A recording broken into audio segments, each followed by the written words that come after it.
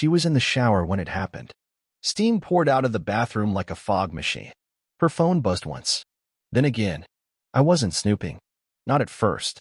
But it lit up face up on the kitchen counter while I was reaching for the coffee filters. I saw the name. Tyler Red Heart. That emoji punched harder than the name. Then came the preview line. Still thinking about last night. That thing you said. I didn't move for a few seconds. Just stood there with a full kettle in one hand, her screen burning a hole in my eyes. Then it buzzed again. Same time Thursday? I set the kettle down. I didn't touch her phone. Not yet. Didn't want to wake the dragon. But something inside me clicked into gear, like a key sliding into a lock I didn't know was there. Emily stepped out a few minutes later. Hair wrapped in a towel, her smile automatic. Hey, babe. I watched her pick up the phone. Her eyes scanned the screen. Blinked once. Then she swiped the message away like it was spam. You good? She asked. Yeah, I said. Just thinking. About work. You always think too hard, she said, and kissed my cheek like she didn't just lie with her whole face. That night, I couldn't sleep. The bed felt smaller. Her skin felt colder. I lay there in the dark, staring at the ceiling fan turning above us, thinking about Tyler. Thinking about last night. Was it the gym guy? The guy who helped her lift the new grill last summer? The old friend from college she ran into during a conference? My wife moaned in her sleep. I stared at the wall and wondered if she was dreaming about him. Next day, I played it normal. I kissed her goodbye. Hugged the kids. Went to work.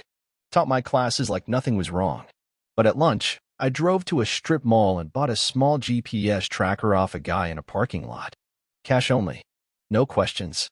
That evening, I waited for her to fall asleep before I went to the garage and carefully planted it under her back bumper, just above the exhaust plate. It took 34 seconds. The moment it was in place, I didn't feel guilt. I felt alive. The first ping came at 7:12 a.m. She said she was going to Target before work. The GPS showed her driving in the opposite direction, west, toward the warehouse district. Nothing out there but storage units and abandoned factories, and a Pilates studio that was shut down last spring. She stayed parked for 42 minutes, then turned around and drove straight to her office. She came home smiling, 2 bags in hand. Got a few things for the kids. Toothpaste, snacks. Target. Yeah, you want to see the receipt? She said it like a joke. I said nothing, just smiled. Inside her purse was a receipt for gas and an iced coffee. Nothing else. That night, while she showered, I opened her purse. Carefully, like I was defusing something. Between her wallet and keys, I slipped in a second device. Smaller. Audio-enabled. Linked to my phone. Battery life? 72 hours on standby. Trigger phrase? Tyler. I didn't sleep again. Not because I was angry. Because I was excited. There's a certain clarity that comes when you stop pretending someone loves you and start trying to prove what they really are. Next morning, I woke up early. She was already dressed. Lipstick. Hair curled. You're up early, I said. Big day. Target again? She laughed. No, just a meeting. Might grab coffee with Sarah after. Sarah. Her coworker who used to call our house every week. I hadn't seen her name pop up in 6 months. As soon as she pulled out of the driveway, I opened the tracking app. She went east this time, then parked for 2 hours behind a real estate office. No listings, no showings, just Tyler's car. I checked the plates, found the name. Tyler Brooks, 32, divorced, personal trainer, shirtless profile pic on every social. His Instagram bio, helping women feel seen. The audio kicked in next, scratchy at first, then voices. You smell like vanilla. You like it. Always. Can I see it? We don't have long. Then laughter. Moaning. The unmistakable sound of my wife kissing a man she didn't even bother lying about anymore. She came home that night glowing. Hair a little messier. New bag in hand. Got you something, she said, holding out a pastry bag. From where? That bakery you like. She never went near it. They didn't even have a location where she'd been. I took the bag. Smiled. Kissed her on the cheek. And in my head, I renamed the man she cheated with. Target. She told me she needed cleaning supplies. Said she was going to Target around noon. Texted at 12:42. You need anything while I'm out? Red heart. I stared at the live GPS feed on my screen. She wasn't at Target. She was parked at the Ridge Apartments, Unit 4B, Tyler Brooks building. Same white SUV in the lot. Same routine. She stayed for 94 minutes. I timed every second. At 1:51 p.m., she pulled out of the lot, circled a nearby Walgreens, then finally stopped at Target.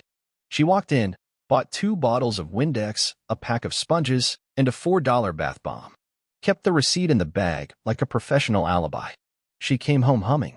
Dropped the Target bag on the counter like she'd saved the day. Don't say I never clean. How was it? Crowded. I almost turned around. But you powered through. Anything for a fresh-smelling bathroom. She didn't know the audio recorder in her purse had picked up everything. You're rougher than usual today. That's because you keep coming back. He's clueless. He still thinks I'm buying sponges. That night, I followed her car back to the apartment building. Parked 2 blocks away. Walked. Hood up. Gloves on. It wasn't breaking and entering. Not yet. I just wanted to see. The windows in Unit 4B were wide open. Curtains swayed. Light laughter drifted through. I moved to the alley, climbed the emergency stairwell, and stopped at the second-floor landing. There he was. Tyler. Shirtless. Tattoos. Beer in one hand, smugness in the other.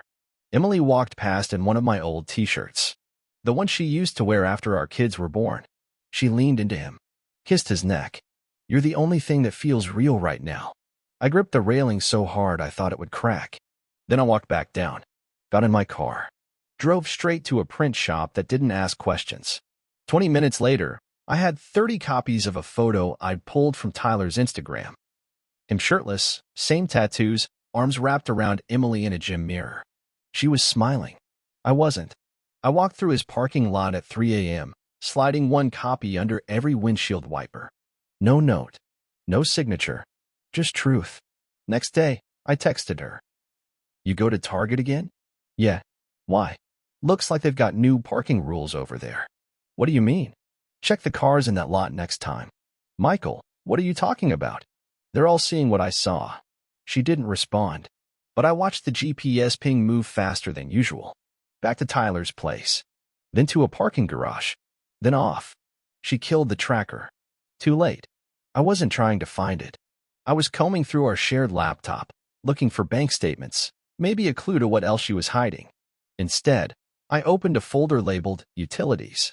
Inside were 3 subfolders. Bills_2021. Kids_school. Miscellaneous. I clicked Miscellaneous. It opened to 7 files. The first 5 were PDFs, nothing weird. But the last 2 were MP4s. The titles? Tuesday_atlace.mp4. Tylaughing.mp4. I clicked the first. For 5 seconds, it was just motion blur and breathing. Then the picture cleared. My wife, Emily, naked on a hotel mattress. Camera prop somewhere on a dresser. Angled down. She was looking up at him. You like watching this? His voice behind the lens. I love it. She bit her lip. Opened her legs. Make sure he hears it when he finds out. Then she moaned. Loud. Deliberate. Like she was performing it for me. I slammed the laptop shut. Sat there, fist clenched, trying to figure out what part of my brain had just snapped and didn't make a sound doing it. Then I opened it again. I had to see it through. Every second. I made a copy. Saved it to a hidden USB. Labeled the folder. Exhibit A, Infidelity. The second video? Just her voice.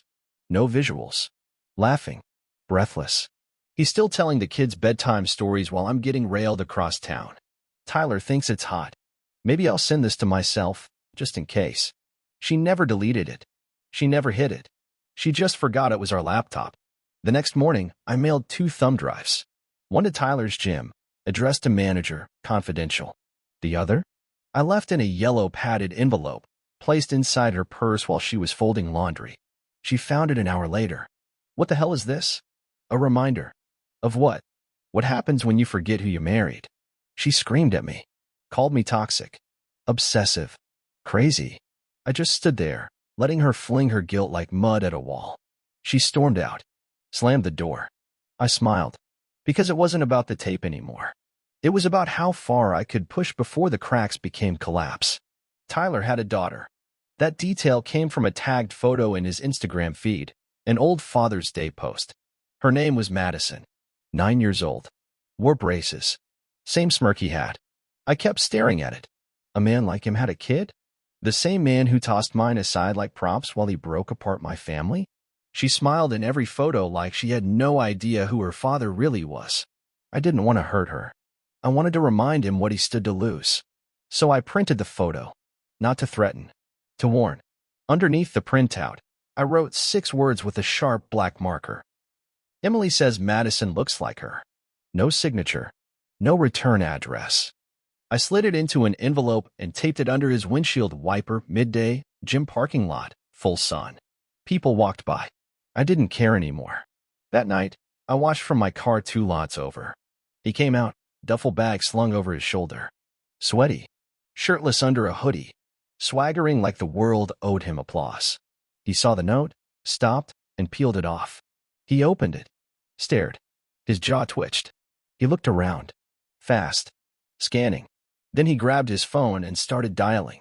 He didn't call Emily. He called someone else. Didn't matter. By the next morning, he'd set his Instagram to private. Deleted 2 posts. Changed his handle. Guilty hands move fastest. Emily didn't say much over the next few days. She knew I was off. She thought I was brooding. But I was hunting. The man after Tyler was Mark Grayson, local contractor, married, 2 kids. I caught them once at a gas station in the next town over. She was in leggings. Hair tied up. He was wearing a baseball cap low like it was a disguise. They hugged in front of Pump 4. Too long for old friends. Too soft for business. I waited till he went inside to pay. Walked over. Dropped a flash drive through her open passenger window. She flinched. Whirled. I just said, "Play it on mute. The kids might hear it." Then walked away. That night, Emily sat on the edge of the bed, shaking. "You've gone too far. Not far enough. You're scaring me. You should be scared. This isn't you, Michael. You made this me." She cried. I didn't blink. Because I was no longer chasing peace. I was chasing the look on every man's face the second they realized I'd found them. It started with her sitting at the kitchen table, hands around a coffee mug she never sipped from. Tears welled up but didn't fall. Her mascara had been perfect that morning. Now it looked like it was melting. "Michael." "I don't know how we got here." I didn't answer. I just watched her like she was a patient explaining symptoms to a doctor who already had the diagnosis. "You don't talk to me anymore. You don't sleep. You don't eat. You walk around like you're waiting for a gun to go off." She sniffled. Wiped her cheek. "I made a mistake." I leaned forward. "You made plenty at least." She blinked. Looked down at her mug like it might offer a different number. I was lost. I was right here. You were distant. You stopped looking at me. I was busy loving you while you spread your legs for strangers. Her face twisted like I'd slapped her. Finally, tears. Real ones. "You're cruel." "I'm accurate." She left the table in silence. Closed herself in the bathroom and cried into a towel for over an hour. I sat on the couch and watched our wedding video on mute. The part where I kissed her hand in front of the crowd. Where I whispered, "I'll never let you fall." She smiled at me like she meant it. I smiled like I believed it. That night she came to bed in one of my old shirts, one she hadn't worn in months. No makeup. No perfume. Just silence. "I miss you," she whispered. "You miss being adored. You're not the same man." "No." I turned off the lamp. She laid there in the dark, her breathing unsteady. Mine was steady. Measured. Like I was already asleep on the inside. The next day, I boxed up the kids' toys from the living room. Told them we were making space. In truth, I couldn't look at Legos anymore without seeing their mom bent over someone else's back seat. I found her burner phone later that afternoon, taped inside a hollowed-out photo album behind our anniversary pictures. Password was our wedding date. Inside, explicit photos. Payment requests. One message. "He's obsessed. He'd never hurt me." She sent it to Tyler. A month ago. She thought I was harmless. She didn't understand. The most dangerous man is the one who's run out of reasons to be good. So I took the phone, copied every file, sent it all to a lawyer friend under a fake email. Subject line: unfit custody, character evidence. That night, she reached for my hand in bed. I didn't move. I'm scared, she whispered. So am I said. Of what? What I'm still capable of. She cried again. I stared at the ceiling and smiled. It wasn't enough to track her anymore. Not after I found the burner phone. Not after I read messages to at least 3 different men, one of whom worked with her, another who coached our daughter's basketball team. I've been trying to build a picture of her betrayal. Now I needed evidence of everything, not just for me, but for the next move. I started with the car. She had a little slot beneath the glove box, some old compartment for CD storage she never used. I slid a motion-triggered microcam inside, wired to activate only when she turned on the engine. Battery life? 6 days. Audio? 2. Next was her purse. I stitched a mic behind the lining sewn in by hand. Same thread color. Took me 2 tries to get it right. She never noticed. Then came the house. 1 in the laundry room. 1 above the pantry door. 2 in the bedroom, 1 in the smoke detector, the other tucked inside the dresser mirror casing. They weren't just for catching her. They were for catching who came into my house. By the end of that week, I had more than footage. I had timestamps, patterns, phone pings, conversations she thought she whispered alone. You don't understand. He's changed. He doesn't touch me. Sometimes I wonder if he's even alive in there anymore. She said that last one while pouring wine for a man I hadn't seen before. Broad shoulders, hair slicked back. She met him at a restaurant. I matched the number on the reservation to the app on her phone. He came in the back door. She had the nerve to make love to him in our guest room while I was out with our son at batting practice. The camera caught it all. She smiled at him like she hadn't been begging me for forgiveness 3 nights earlier. She told him, I feel like myself again. I downloaded every clip, archived every name. Then I made folders. Bedroom, 12th.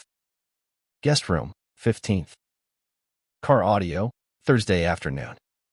Dining room, business guy, no name yet. Each file had tags. Each man was numbered. So far? 7. Confirmed. Maybe more. But 7 I could put a face to. I organized. Because that's what you do when you're building a case. She kissed me goodnight that Sunday like she hadn't spent the afternoon hosting strangers between the walls I painted myself. You're quiet tonight. Just tired. We should take a trip soon. Just us. We will. Promise. I'm already planning it. The next morning, I set a hidden drive to upload every file automatically. If anything happened to me, the truth would still come out. All of it. I wasn't looking for a confrontation, but I wasn't walking away from one either. I saw him outside the grocery store, loading cases of protein drinks into the back of his Jeep. Name was Shane, number 6 on my list. The one who told my wife, "You deserve someone who looks at you like you matter." She replied with a selfie, wearing nothing but my dress shirt. I stood next to the Redbox kiosk, holding a receipt I didn't need, waiting for him to turn. When he did, I saw it. That split-second flicker of recognition. Then came the smirk. Like I was supposed to look broken. Like he thought he'd won. "Hey, man," he said. Like we were acquaintances. Like he didn't spend 2 hours in my house while my son was upstairs with headphones on. "Something you want to say?" he added. I took 2 steps forward. "You ever think about Madison?" That wiped the smile off his face. Madison. My daughter. 8 years old. She saw him once. Thought he was a delivery guy. "Excuse me. That's her name. The little girl who lives in the house you snuck out of." "Back off. You brought your car into my garage.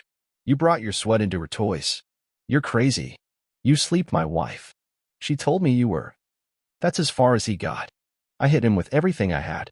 1 punch across the jaw. Another in the ribs. He tried to swing. I ducked, grabbed his hoodie, slammed him into the trunk of his car. Twice. The sound was dull and real. The kind of sound that sticks in your bones. People screamed. A woman yelled. A cart crashed to the ground. He went down, spitting blood, screaming something legal sounding. I didn't run. I waited for the manager to call security. I stood there, blood on my knuckles, chest heaving. Felt alive for the first time in months. When the police showed up, I gave them my name. He was trespassing. I have proof. You ambushed him in public. He was sleeping with my wife. That's not illegal. It should be. They didn't cuff me, but they gave me a warning. Told me to stay clear. Told me to seek counseling. I laughed. Counseling won't destroy my marriage. Emily found out by evening. The police called. said a report was filed. She confronted me in the hallway, holding her phone like a weapon. What did you do? I introduced my fist to Shane. You could have gone to jail. He trespassed in my home. You don't own me. But I did build everything you're trying to destroy. She looked stunned, off balance, like someone who suddenly realized the ground was gone. You're out of control, and you're out of secrets. She left again that night. Didn't pack a bag. Just keys and phone. Didn't say where she was going. I didn't follow. But the cameras did. And when she got to his place, I smiled. Because the cops may have warned me. But my next move? Wouldn't need fists. They knocked at 6:43 a.m. 2 officers. 1 male, 1 female. Serious faces. Bulletproof vests half visible beneath their coats. I already had coffee in my hand when I opened the door. Michael Hale. Yep. We need to speak with you. Mind if we come in? Sure, I said, stepping aside. Cameras already rolling. They paused, then entered. They sat me at the kitchen table like I was a guest in my own home. The woman led. We've received multiple complaints regarding harassment, unlawful surveillance, and threats of violence connected to several individuals. I sipped my coffee. You'll have to be more specific. She glanced at her partner.